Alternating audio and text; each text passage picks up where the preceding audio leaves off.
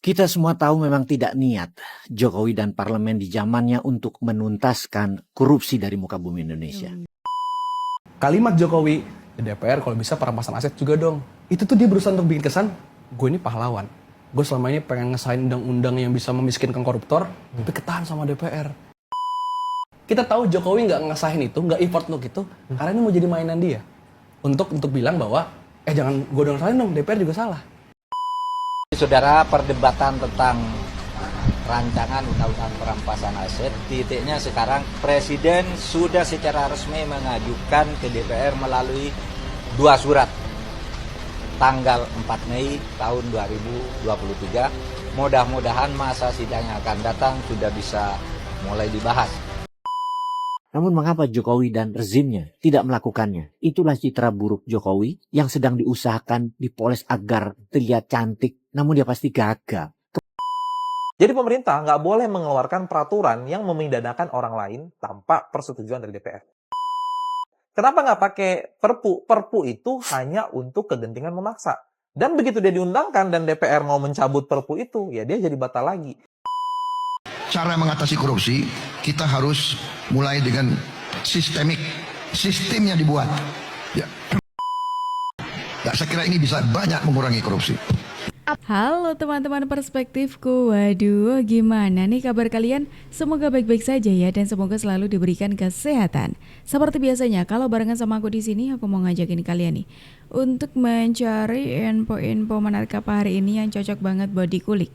Dan seperti biasanya juga, tidak usah terlalu banyak babi buyu. Langsung aja kita tonton videonya. Kita semua tahu memang tidak niat Jokowi dan parlemen di zamannya untuk menuntaskan korupsi dari muka bumi Indonesia. Di mana triliunan angka korupsi terindikasi di zamannya berkuasa. Angkanya nggak masuk akal semua. Terbaru ada indikasi pejabat Bank Indonesia dan OJK diduga selewengkan dana CSR masuk ke kantong pribadi. Itu pun lambat sekali penanganannya. Warganet meminta keseriusan KPK untuk mengusut dugaan penyalahgunaan dana Corporate Social Responsibility di Bank Indonesia dan OJK. Diduga penggunaan dana CSR tidak sesuai dengan prosedur yang berlaku dan adanya praktek-praktek nyelewengan yang merugikan masyarakat. Setelah warganet ramai, barulah KPK mengusut dugaan korupsi dalam penggunaan dana CSR dari BI dan OJK. Dan mengatakan bahwa kasus itu sudah memasuki tahap penyidikan dan telah akan ditetapkan tersangkanya, termasuk dari unsur legislatif. Modus operandi yang diungkapkan adalah penggunaan dana CSR yang tidak sesuai dengan peruntukannya, di mana sebagian dana dialihkan untuk kepentingan pribadi. Harusnya dana yang disalurkan adalah benar-benar untuk kepentingan publik, namun diduga justru dialihkan untuk kepentingan pribadi oleh oknum. Ini sudah keterlaluan karena dana CSR adalah dana tanggung jawab sosial untuk rakyat. Kok sampai-sampainya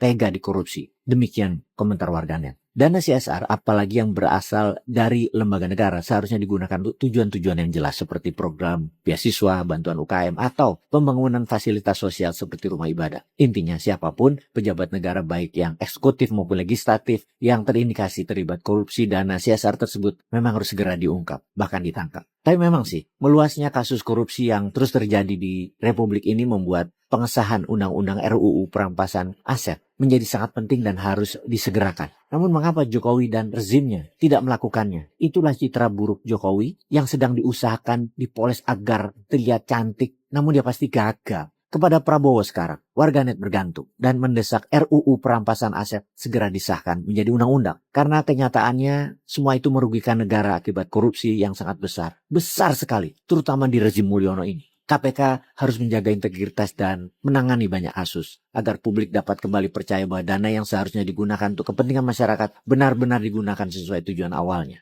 Namun KPK agaknya ada di tangan Mulyono yang digunakan untuk kepentingan alat tekan dirinya agar terus berkuasa dan punya pengaruh, bukan untuk kepentingan masyarakat. Warganet banyak bertanya dalam kasus BI dan OJK yang menyalurkan dana CSR. Untuk apa? Ketiadaan aturan yang mewajibkan kedua lembaga tersebut untuk menyalurkan dana CSR, itulah yang berpotensi terjadinya penyimpangan dana. Kewajiban penyaluran dana CSR itu hanya berlaku pada organisasi perusahaan yang mendapatkan untung atau laba dan adanya imbal balik atau trade-off terhadap lingkungan sekitar lokasi operasinya di Indonesia. Lalu pertanyaannya, apakah BI dan OJK lembaga yang menghasilkan keuntungan atau laba? Tidak hanya itu, untuk tujuan apa penyaluran dana CSR dari keduanya itu? Inilah semua yang menjadi pertanyaan warganet. Diduga korupsi itu masuk ke kantong pribadi jajaran petinggi BI dan OJK. Karena setahu kita, BI dan OJK bukanlah perusahaan dan korporasi untuk melakukan penyaluran dana CSR. Tugas pokok dan fungsi atau tupoksi keduanya terutama masing-masing berada dalam bidang ekonomi dan moneter yang harus melakukan stabilitas ekonomi dan moneter serta pengawasan lembaga keuangan. Terus, kenapa kita terlihat menyerang BI dan pejabat OJK kali ini? Lagi-lagi soal RU perampasan aset yang belum segera disahkan, dan balik lagi tuh orang-orang menyalahkan, memberatkan hal ini ya, karena Pak Jokowi yang tidak segera mengesahkan. Pak Jokowi yang katanya tidak serius untuk memberantas korupsi di Indonesia ini. Agak tarik nafas panjang gitu ya. Kayaknya dulu aku pernah ngebahas soal ini deh ya. Ngebahas soal kenapa kok RU perampasan aset itu tidak disahkan sampai tidak segera disahkan ya, tidak di ACC untuk segera disahkan. Terus kenapa kok ini tuh kesalahannya kayak dilemparkan ke Jokowi kayak gitu. Karena hari ini secara political power Jokowi itu punya kemampuan bahkan untuk menggerakkan DPR RI. Jadi kalimat Jokowi di DPR kalau bisa perampasan aset juga dong, itu tuh dia berusaha untuk bikin kesan gue ini pahlawan. Gue selama ini pengen ngesain undang-undang yang bisa memiskinkan koruptor, tapi ketahan sama DPR. Dia pengen bikin propaganda itu. Sorry Pak Jokowi, Anda ini bikin undang-undang KPK lumpuh jadi PNS negara, gol. Anda bikin undang-undang KUHP, di dalamnya ada pasal penghinaan presiden, gol. Anda bikin Omnibus Law Cipta Kerja, yang bikin banyak orang sekarang di PHK, nggak punya kepastian kerja, gol. Termasuk undang-undang IKN, Minerba, gol. Dibuat dalam waktu kurang dari setahun. Kalau Jokowi mau hari ini menggunakan 80% kekuasaan di DPR, buat gerakin perampasan aset, sangat bisa. Kalaupun dia mager, pakai perpu juga sangat bisa dengan narasi darurat korupsi. Kita perlu ada perampasan aset. Tapi kan kita tahu Jokowi nggak ngesahin itu, nggak effort untuk itu, karena ini mau jadi mainan dia untuk bilang bahwa jangan gue dong salahin dong, DPR juga salah. Jadi hari ini bagi gue porsi kesalahan Jokowi ini kenapa paling besar? Karena dia sendiri sebenarnya bisa gerakin DPR, sedangkan DPR belum tentu bisa gerakin Jokowi. Apakah Anda tahu, saat ini korupsi Indonesia sedang berada di titik terburuk dalam 10 tahun terakhir. Skor CPI atau Indeks Persepsi Korupsi Indonesia turun dari 37 poin menjadi 34 poin, lebih rendah dari Thailand, Ekuador, Argentina bahkan India. Akibatnya ranking Indonesia terjun dari peringkat 85 ke 115. Menurut jurnal Corruption and Investment, Evidence from Southeast Asia, setiap penurunan 1 poin skor CPI menurunkan 26,5% investasi. Nah itu tadi tuh katanya merupakan bentuk permainannya Pak Jokowi untuk tidak segera mengesahkan RUU perampasan aset gitu. Katanya Pak Jokowi ingin berusaha untuk jadi pahlawan, seolah-olah pengen Pak Jokowi ini yang akan mengesahkan tapi terkendala oleh DPR gitu katanya. Kalau memang apa yang dikatakan tadi benar ya, itu merupakan permainannya Pak Jokowi ketika Pak Jokowi tidak segera mengesahkan RUU perampasan aset, karena Pak Jokowi ingin berusaha menjadi sosok pahlawan gitu ya, yang mengesahkan tapi terkendala. Terus apa kabar sama yang dikatakan Prof Mahfud waktu itu soal Pak Jokowi yang ingin sekali mengesahkan, sudah mengingatkan DPR, bahkan mengirimkan 2 surat kepada DPR dengan di situ sifatnya sangat segera, padahal ya itu soal segera mengesahkannya RUU perampasan aset. Mendingan kita tonton dulu deh videonya. Saudara, perdebatan tentang rancangan undang-undang perampasan aset, titiknya sekarang Presiden sudah secara resmi mengajukan ke DPR melalui 2 surat tanggal 4 Mei tahun 2023. Mudah-mudahan masa sidang yang akan datang sudah bisa mulai dibahas agar kita bisa segera membuat para pelaku tindak pidana dan terutama koruptor. Itu kan koruptor itu hanya takut miskin, bukan takut dihukum. Tapi kenapa itu tidak dianggap sebagai sebuah instrumen untuk menciptakan keadilan oleh Mas Badru? Iya. Setuju saja. Dan transparansi. Iya. Ya. Transparansi setuju saja, tetapi bicarakan dulu. Seperti tadi saya bilang, lawan politik memang kita sadar semua terhadap akuntansi. Betul. Hah? Kau mendaftarkan kekayaanmu, ada jam, bublot, tapi tiba-tiba kau pakai Rolex. Rolexmu dari mana? Pembuktian terbalik. Pembuktian terbalik. Oh, oke. Coba ilustrasi ini ya.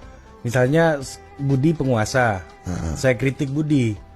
Budi bisa kejar saya dong Bisa. dengan alat itu. Sangat gitu. bisa. Meskipun saya pun sebagai penguasa bisa kena juga. Kalau sudah nggak berkuasa. Kalau nggak berkuasa. Nah, penegak hukum kan di tangan penguasa. Oh, jadi sangat bias kekuasaan ya? Wah, itu bahaya. Itulah kenapa. Berarti orang mati pun bisa dikejar dong. Wah, bisa. Loh, ini tanah-tanah dari bapak saya. Oh, enggak, bapakmu dulu kemungkinan ngikut. Tewas, Pak. Oh, atau bapak. Oh ya, benar. Jadi orang sekarang kalau lari, hari ini lari keluar negeri. Dianggap korupsi, lari ke luar negeri. Nggak bisa dieksekusi hartanya. Besok bisa. In absensia pengadilannya bisa disita. Gimana tuh, apa kabar dengan apa yang dikatakan Prof. Mahfud tadi? Kalau misalkan memang benar Pak Jokowi itu memainkan RUU perampasan aset ini sehingga tidak segera disahkan gitu. Dan ada juga yang mengatakan, kenapa Pak Jokowi tidak mengeluarkan ini aja perpres kayak gitu soal perampasan ini? Kan sebenarnya mudah banget Pak Jokowi itu mengeluarkan itu gitu loh. Katanya seperti itu. Ada nih, kenapa Pak Jokowi itu tidak mengeluarkan itu? Karena untuk mengeluarkan hal itu ada aturannya sebenarnya. Kenapa Presiden Jokowi tidak berhasil menggolkan Undang-Undang Perampasan Aset, padahal mayoritas suara di DPR itu pendukung pemerintah? Nah, kita pahami dulu, dalam sistem pembuatan undang-undang di negara kita, DPR itu mengambil peran yang jauh lebih besar daripada pemerintah. Berdasarkan Undang-Undang Dasar 1945, peran pemerintah dalam proses pembentukan undang-undang itu hanya di level mengajukan, ikut membahas, dan nanti Presiden akan menandatangani undang-undang atau RUU yang sudah disahkan oleh DPR. Nah, artinya, kalau pemerintah sudah mengajukannya dan DPR tidak pernah membahasnya, maka tidak akan pernah disahkan undang-undang itu. Nah, itu yang terjadi sama undang-undang perampasan aset kita. Sudah diajukan dari lama, bahkan katanya sejak 2008, draft pertama sudah dikasihkan oleh PPATK, tapi belum pernah dibahas sampai sekarang oleh DPR.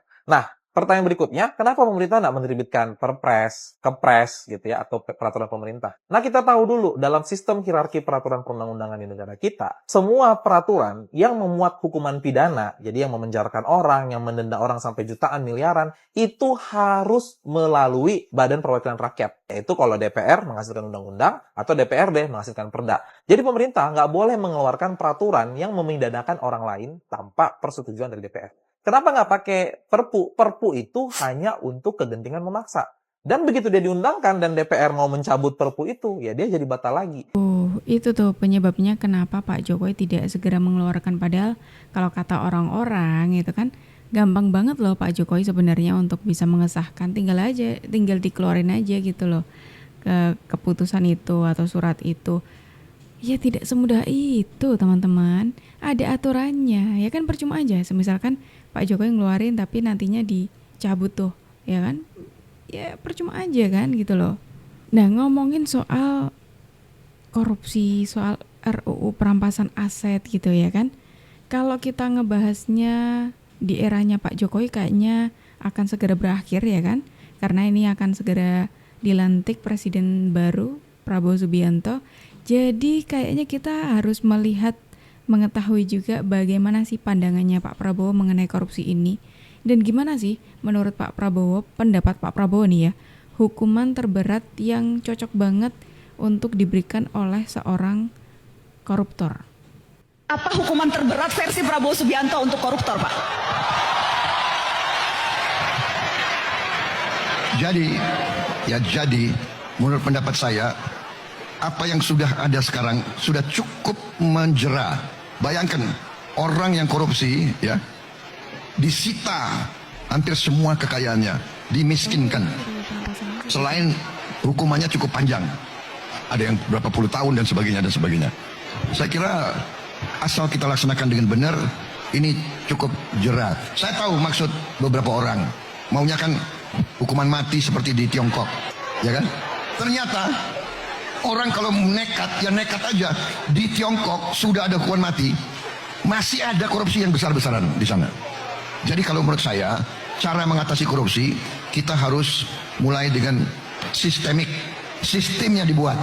Ya.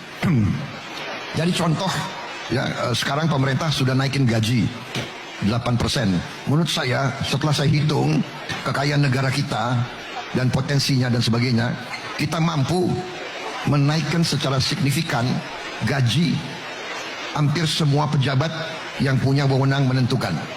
Saya kira itu yang bisa kita lakukan.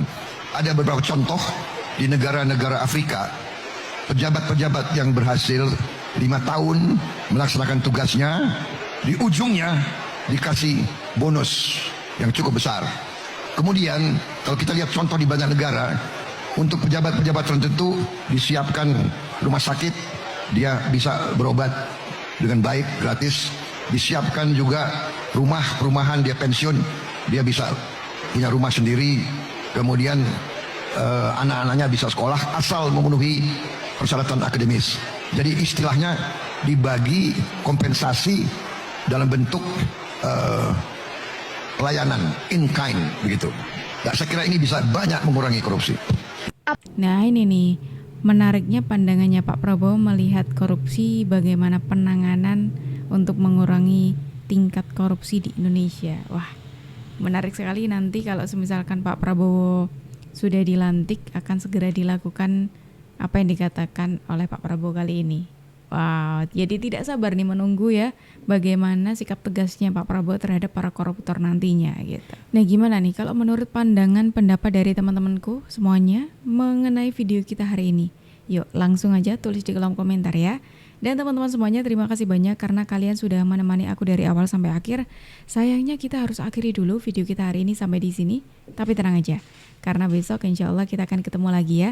Jadi jangan lupa untuk diklik tombol subscribe-nya supaya kalian tidak ketinggalan info terbaru dari kita. Aku Jub pamit undur diri dulu. Sampai jumpa dan terima kasih.